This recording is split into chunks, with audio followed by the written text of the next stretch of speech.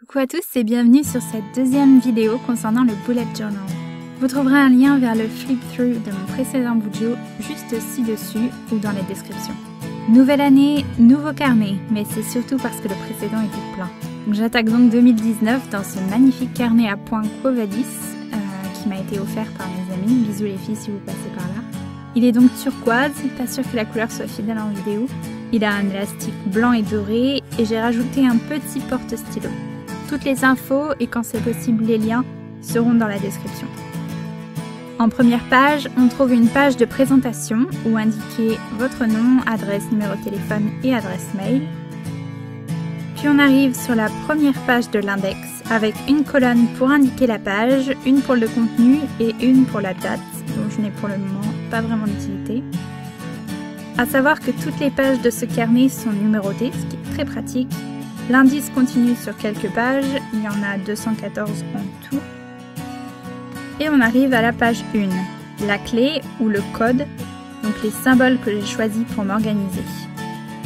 Alors il y en a beaucoup, je verrai ce qui me sert vraiment, mais comme c'est la première fois que j'utilise un code, j'ai préféré en mettre un maximum pour voir ce qui va me servir, ce qui va pas me servir.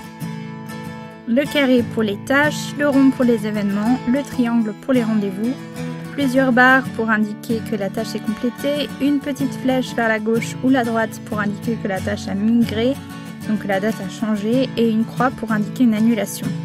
Juste une barre pour indiquer que c'est en cours, un point pour les notes, des guillemets pour les citations, une enveloppe pour les contacts, donc s'il faut envoyer un mail ou appeler quelqu'un, une haltère, oui c'est une haltère, pour les séances de sport, un gâteau pour les anniversaires, un verre de martini sans les olives pour les sorties, $1 pour tout ce qui est lié aux finances, une étoile pour les choses importantes, un point d'exclamation pour ce qui est urgent, et voilà. Ma page 2 pour accueillir la nouvelle année, donc je suis partie sur un motif floral qui n'était pas ma première idée. À la base, je voulais plutôt des motifs géométriques. J'ai choisi le mot Become pour cette année qui représente plein de choses pour moi. De l'autre côté, on a un aperçu de l'année qui n'est pas nécessaire, mais je voulais faire les choses bien et ça permet de réaliser qu'une année, c'est long. C'est un peu bête, j'ai écrit tout ou presque en anglais, mais les mois sont en français. Mais après tout, ça me représente bien. Jusqu'ici, tout a été écrit et dessiné avec mon liner de chez Emma, dont j'ai parlé dans la vidéo précédente, que j'adore. Il est agréable à utiliser, il sèche super vite et il rentre parfaitement dans mon porte-stylo. Pour le titre, j'ai utilisé le stabilo pastel couleur menthe verte. Mon erreur, ça a été d'écrire d'abord et de surligner ensuite. Évidemment, ça a légèrement bavé. Je ferai plus attention la prochaine fois. On arrive ensuite au calendex pour prévoir bien en amont. J'ai copié sur Bulldop, il me semble, je vous mettrai la vidéo en description, sinon sachez que ma playlist Bujo contient des vidéos d'autres youtubeurs qui m'ont plu et dont j'ai pu m'inspirer. Pour écrire le titre, j'ai utilisé le stylo feutre Papermate Flair. Celui-ci a besoin d'un peu plus de temps pour sécher, surtout sur ce papier qui est légèrement glacé. J'ai gommé un petit peu trop tôt et comme vous pouvez le voir, ça a très légèrement bavé. On passe à mon birthday tracker et à mes premiers essais à l'aquarelle avec ce gâteau licorne trop mignon. Les mois sont surlignés au stabilo pastel et j'ai passé le liner après cette fois-ci. Je comptais pas partir sur des colonnes à la base, mais c'était vraiment le plus pratique pour garder un minimum d'espace en fait pour chaque mois. Pour l'aquarelle, j'ai utilisé ce kit de pinceau feutre qui se présente comme ça et avec lequel on a ce pinceau à réservoir d'eau. J'ai mis de la couleur sur une feuille plastifiée avec les pinceaux couleur et je suis venue chercher de petites touches de couleur avec le pinceau transparent. C'est vraiment mes débuts, donc je prétends pas que ce soit la meilleure des techniques et de toute façon je pense que tout dépend du rendu qu'on recherche en fait. Voici maintenant ma page d'objectifs pour 2019. Au centre j'ai mis une citation de Walt Disney avec la police qui va bien. J'ai divisé mes objectifs en 4 catégories, santé, travail, voyage et divers. J'ai rajouté une petite définition sympa qui est dans le thème. Sur la page d'à côté, j'ai préparé une petite wishlist avec des pissenlits. Je suis très satisfaite de la calligraphie que j'ai bien réussi et le résultat final que je trouve assez mignon.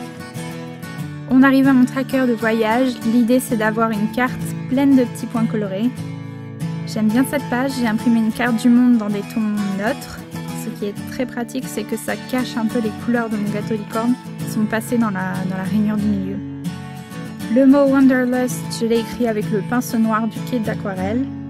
Le tracé est encore un petit peu hésitant, mais pour un début, ça va.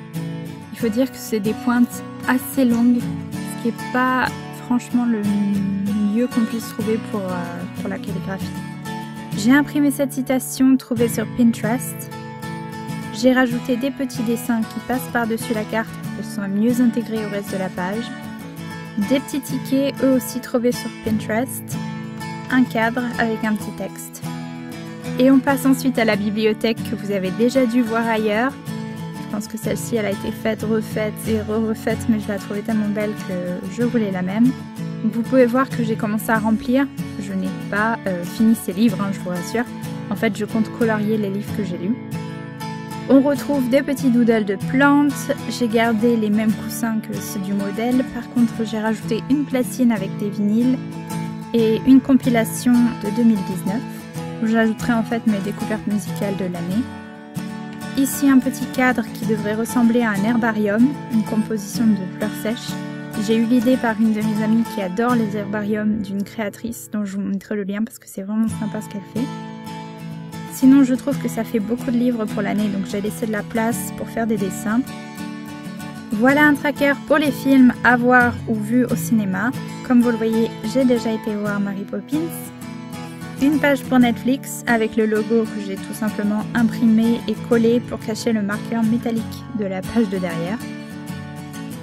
Ici un dessin que je voulais à tout prix reproduire. Sur le modèle que j'ai copié, c'était en fait la déco de la page de code. Moi je l'utilise pour ma page de mot de passe, d'où la multitude de post-it, hein, je ne vais pas vous les montrer.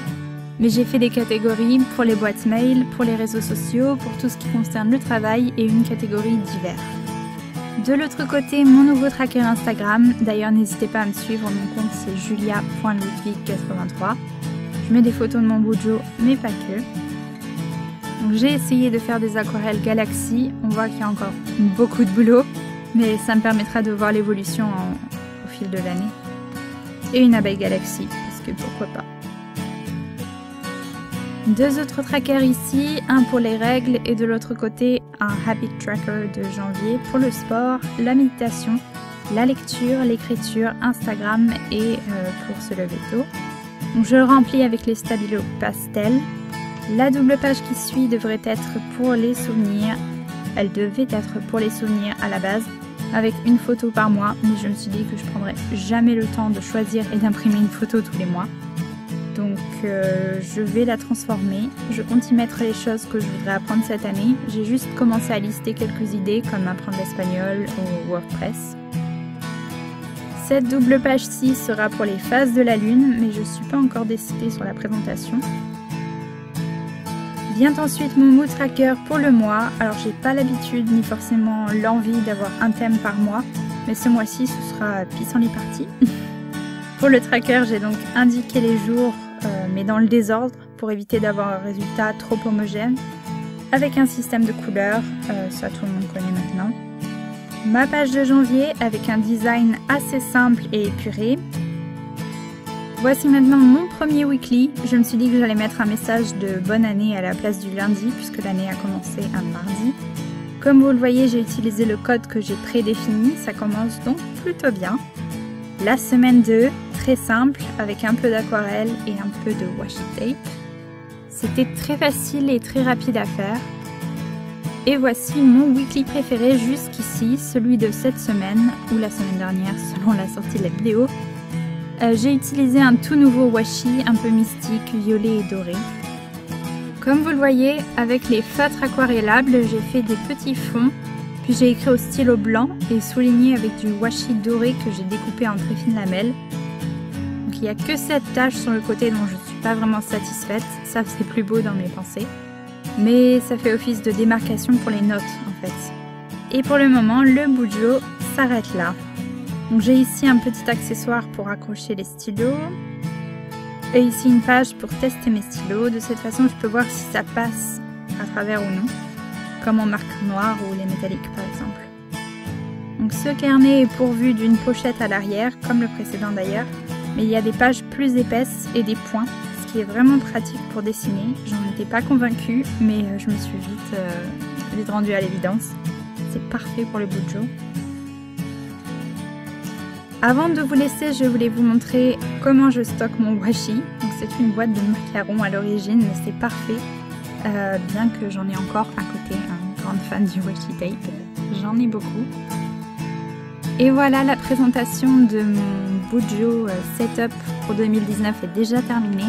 J'espère que cette vidéo vous aura plu. Si c'est le cas, n'hésitez pas, abonnez-vous, c'est gratuit. Partagez la vidéo et dites-moi en commentaire ce que vous aimeriez voir dans une prochaine vidéo. Mais en attendant, prenez soin de vous.